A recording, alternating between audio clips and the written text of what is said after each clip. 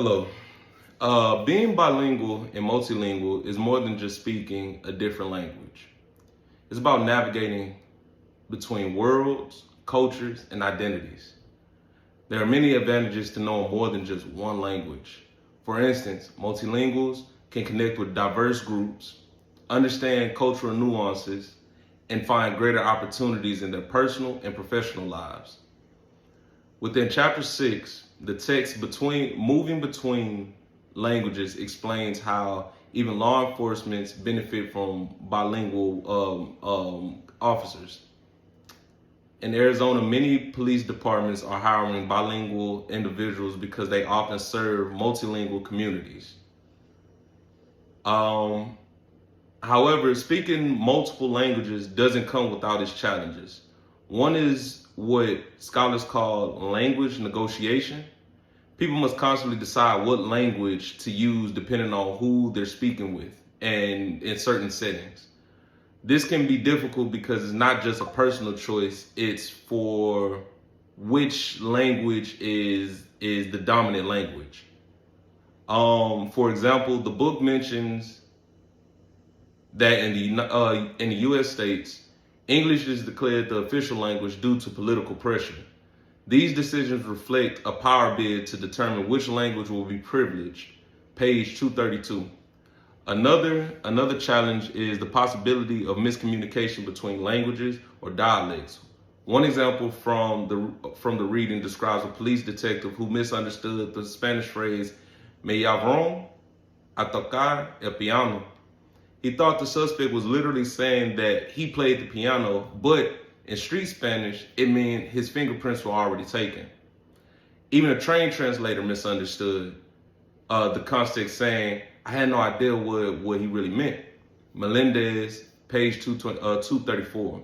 This shows how slang, dialect, and culture can affect the meaning beyond what words literally mean. That's where code switching comes into play.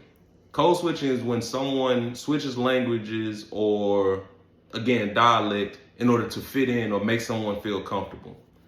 The book describes how a group chose to speak French at a Bastille Day event in Paris instead of English, since French was the most dominant language there. It's a powerful way of adapting and showing cultural awareness. Multilingual speakers also create new forms of language through what's called interlanguage. This happens when people blend their native language with a new one. For example, some English speakers learn in German might say "Ich bin in Amerikanerin," which is incorrect German, but it's still understandable. The sentence structure reflects English influences, showing how the insertion of "ein" reveals the English language overlap. Page 232. This adaptation also reflects how co-cultures or minority groups adjust to dominant cultural norms. Sometimes this means changing the way we speak to be better understood, or creating hybrid words like "soros," a term used by Japanese Americans to refer to white people. As the author explains, using such words can disrupt the systemic rules of both languages and resist dominant communication systems. Nakayama, page 240. In conclusion, being bilingual or multilingual is a powerful skill that allows people to bridge cultures, share stories, and navigate complex social worlds.